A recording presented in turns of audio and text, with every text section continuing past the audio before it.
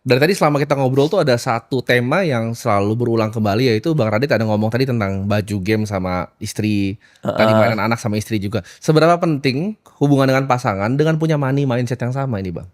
Ih, menurut lo seberapa penting? Waduh.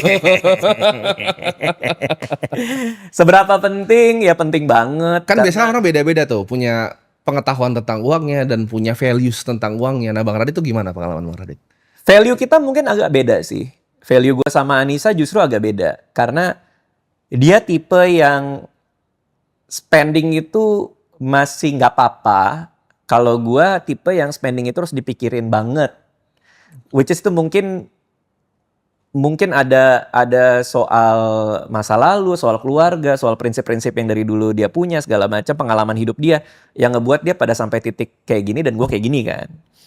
Jadi punya values yang beda, menurut gue justru nggak masalah. Yang jadi masalah adalah ketika lo maksain values-nya. Nah pernikahan itu nomor satu, itu kompromi. Kompromi itu artinya kompromi itu artinya dua-duanya kalah, tapi nggak apa-apa. Oke. Jadi nggak ada yang menang. Masalahnya banyak orang berpasangan itu maunya menang. Jadi gua maunya gini, lu maunya gitu, nggak harus gua. Nggak harus yang lu mau. Nah pernikahan buat gua adalah soal gua nggak dapet apa yang gua pengen banget nih. Lu juga nggak dapet apa yang lo pengen banget nih. Ya udah tapi kita nggak apa-apa deh gitu. Coba contohin mungkin kompromi dari segi finansial yang pernah dialamin gimana, Bang? Huh. Kompromi dari segi finansial ya. Kalau kompromi dari yang lain-lain kan banyak, misalnya jalan ke nikahan dan lain-lain itu kan ada kompromi itu gitu. Kompromi dari segi finansial. Oke. Contoh ya. Contoh misalnya, ini contoh konkret nih yang barusan terjadi. Gua tuh ada rencana mau ke Melbourne lagi. Mau menghadiri Melbourne Comedy Festival. Karena tahun lalu gue sama keluarga gue datang ke Melbourne Comedy Festival. Tahun ini gue mau datang lagi ke sana. Nah, tadinya gue mau berdua sama Anissa. Mau pergi ke sana. Cuman setelah gue hitung-hitung, entah kenapa di tanggal yang gue mau pergi itu tiket pesawat tuh berkali-kali lipat gitu. Nah, ini Anissa duluan yang bilang, kita kan udah liburan ke Singapura, mereka sampai 9 hari bahkan di dalam setahun ke belakang ini udah pernah ke sana. Terakhir juga ke Melbourne, biasa kita liburan 2 tahun sekali, nah ini mau ke Melbourne lagi bareng dia. Terus akhirnya dia bilang, kalau aku nggak ikut nggak apa-apa, dia bilang. Karena mungkin budget liburan kita udah kepake banyak. Jadi kalau misalnya mau kamu doang, aku nggak apa-apa. Artinya Anissa berkompromi untuk nggak ikut sama gua ke Melbourne. Jadi gua aja yang nonton si Melbourne Comedy Festival itu. Nah, pada akhirnya mikir tuh gua, wah Anissa sampai mempersilahkan dirinya untuk tidak ikut nih, karena harga tiket naik segala macam. Karena kan juga ngeliat harga tiketnya kan. Terus gue mikir kan, tapi kalau gue 7 hari di Melbourne nggak sama Anissa, nggak sama anak-anak lagi kan, untuk mendapatkan kesenangan pribadi gue, yaitu nonton Melbourne Comedy Festival, which is seru banget tahun lalu gue dateng, gue nggak dapat memori apapun sama semuanya. Gue dapat kesenangan gue doang nonton Melbourne Comedy Festival itu kan. Ya udah deh, gimana kalau misalnya gue emang nggak usah kesana sekalian, nanti pas di tanggal itu kan anak-anak juga pas lagi libur, Anissa juga lagi libur, ya kita staycation aja misalnya. Jadi gue nggak dapat apa yang gue mau juga. Anissa nggak dapat juga apa yang dia mau. Tapi nggak apa-apa, gue mau pakai itu buat yang lain gitu. Oke. Itu contohnya mungkin. Padahal sebenarnya kalau lo hitung net worth gue, pergi ke Melbourne juga nggak apa-apa. Sama keluarga gue juga nggak apa-apa gitu loh. Tapi nggak tahu kenapa, karena gue udah punya benchmark. Liburan tuh angkanya segini, kita pernah segini. Jadi data historis itu gue punya, sehingga itu jadi benchmark kita gitu. Ini kayaknya wise nggak ya kalau tiba-tiba liburan ke luar negeri lagi? Berarti very mindful ya spending-nya. Gua iya. Oke. Kalau gua. Dari tadi bercerita tentang kompromi sama finansial, gue ada satu yang kepikiran sih. Bang Radit tuh a very good storyteller, mungkin one of the best yang pernah gue denger. Oh Mungkin gitu. pertanyaan ini di luar finansial, tapi what makes a good storyteller? What makes a good storyteller? Keberanian lo untuk menceritakan dengan jujur apa yang lo gelisahkan.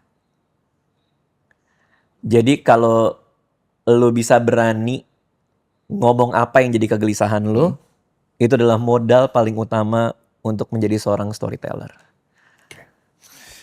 Bang Radit ada kesukaan nggak yang lain? Misal di luar dari diri sendiri dan memoris mungkin charity arahnya. Ada hobinya nggak di charity?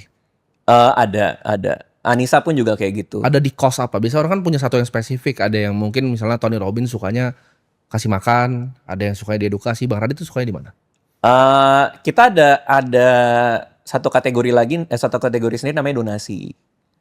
Cuman gua jarang mau cerita sih soal donasi ini gitu. Kita nggak ngomongin uangnya, kita nggak ngomongin jumlah donasinya, tapi Bang Radit, cause yang Bang Radit yang dekat ke hati Bang Radit itu apa? Gua kalau cerita kayak gini tuh takutnya jadi kayak gue udah donasi loh gitu ya. Tapi Ya, ya udahlah, gue ya. kasih satu contoh aja ya. Contohnya tuh misalnya kalau bareng Anissa itu kita ngelihat ada orang terus dia jualan kue misalnya atau apa, kita DM, misalnya Anissa DM terus nitip buat beliin warga-warga sana yang kayak gitu-gitu sih biasanya. Jadi yang memang ada kena di kita juga gitu. Oke. Itu contohnya itu. Tapi yang lain-lain pun juga mirip-mirip kayak gitu. Oke. Dalam misalnya Bang Radit kan orang yang mindful, punya income juga dan berinvestasi. Ini kan ada hubungannya sama charity karena orang kaya kan ada beda-beda. Ada yang punya konsep seperti Andrew Carnegie, ketika dia bikin buku Gospel of Wealth itu banyak sekali yang ngikutin. Itu inspirasi dari Giving Pledge. Ya akhirnya ada buku-buku yang Die with Zero semua kan awalnya dari Gospel of Wealth-nya Andrew Carnegie. Di mana dia percaya bahwa uang itu ujungnya untuk dibagiin semua maunya. Oke. Sampai nol. Dan ada juga yang punya konsep seperti Rothschild, di mana oke, dinasti ini kita turunin nih. Kalau bisa anak kita kawinin satu keluarga, satu garis sampai ratusan tahun. Bang Radit lebih condong yang kemana? Donasi itu menurut gua rasanya menyenangkan kalau buat gua. Jadi donation itu salah satu komponen dari, kalau mau dibilang spending ya, spending kita yang untuk ngebuat kita ngerasa beda deh. Kalau lo juga bikin yayasan kan, Iya, iya. lo bangun sekolah kan, Iya, iya. itu ada bedanya kan ngelakuin itu. Ada. Tapi tetap seperti bagaimana lainnya di hidup gua, pasti ada budgetnya juga, ada pos-posnya juga. Jadi kalau lo nanya gue, ada porsi dengan angka spesifik, persentase yang spesifik untuk yang mana akan gue donasikan. Oke. Gitu. Mungkin masuk pertanyaan seperti ini. Bang Radit kan udah punya pool of money yang nanti either bisa di-inherit ke anak-anak, Ya. atau Bang Radit punya konsep bahwa oke, ini mau dihabiskan semua nanti sebelum meninggal tuh, ada nggak yang kayak Giving Pledge-nya Buffett gitu? Jujur gue belum mikir sampai situ. Gue hanya baru bisa menjawab bahwa kita ada porsi donasi secara persentase. Tapi kalau ngomongin gue meninggal, gue belum nyampe situ. Itu estate planning kan? Ya, estate planning. Gue belum nyampe estate planning. Lagi mikir-mikir. Apalagi setelah baca buku Die with Zero kan. Gue lagi mikir-mikir. Anak gue juga lagi dalam fase. Ya namanya juga anak-anak lah ya. Pas mau tidur pernah ada satu hari di mana satu malam. Ya namanya juga anak-anak baru mau tidur. Mama, kalau mama meninggal gimana? Kalau papa meninggal gimana? Aku gak mau papa sama mama meninggal. Nanti kita gimana? Nah itu kepikiran gue. Nah gara-gara dia ngomong kayak gitu di satu malam, gue baru mau ngulik soal estate planning sih. Oke, karena kematian kan kadang bisa ngingetin kita terhadap apa yang beneran penting kan. Iya. Nah, estate planning apakah ada planning untuk jadiin ini pool of fund jadi sebuah family office gitu atau belum ada? Ya itu karena gue juga baru mau nelusurin, gue juga habis baca-baca soal family office juga. Jujur sih belum tahu sih gue belum tahu. Tapi kayaknya mungkin dalam waktu dekat gue akan mikirin sih. Cuma argumen dalam buku Die with Zero itu menarik juga sih, karena kan argumen dia kan adalah warisan itu jangan dibagiin setelah lo meninggal, tapi dibagiin sebelum lo meninggal kan. Ya mungkin gue akan eksplorasi juga ke arah situ. Pada umur berapa anak-anak gue akan dapat uang mungkin sebelum gue meninggal, kalau memang warisan yang dengan cara seperti itu. Dan sisanya akan dibagikan untuk donasi seperti apa, apakah bikin yayasan apa enggak, gue belum tahu. Jadi ya itu belum tahu sih. Karena kan anak gue juga ada uangnya sendiri ya. Dia kan kadang anak gue suka dapat endorse lah ya. Itu kan gue juga masukin ke ke saham untuk gue kasih dia di umur 17 tahun nanti kan. Nah jadi kan gue lagi juga ngeramu nih, apakah di umur yang sama atau lebih tua atau gimana, kalaupun gue mau ikutin Die with Zero. Jadi belum kebayang.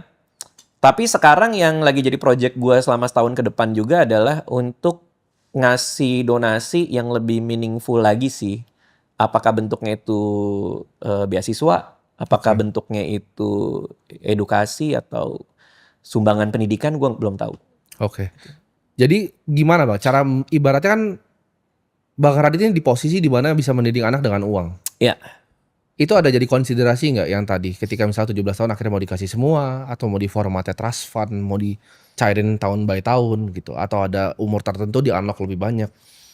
iya lagi-lagi gue belum kepikiran untuk meneruskan ke anak itu. Tapi opsi-opsi itu gue telusuri sih. Oke. Opsi itu lagi gue telusuri. Saat ini gue nggak kepikiran sama sekali. Mungkin family office itu jadi satu bentuk yang lumayan ideal juga ya. Iya, Karena kan di inheritnya kan juga lebih frictionless lah. betul. Kalau kita buka family office. Nah itu pun gue juga lagi buka-buka opsi. Tapi kalau nanya gue sekarang, gue belum menentukan langkah apa yang paling baik.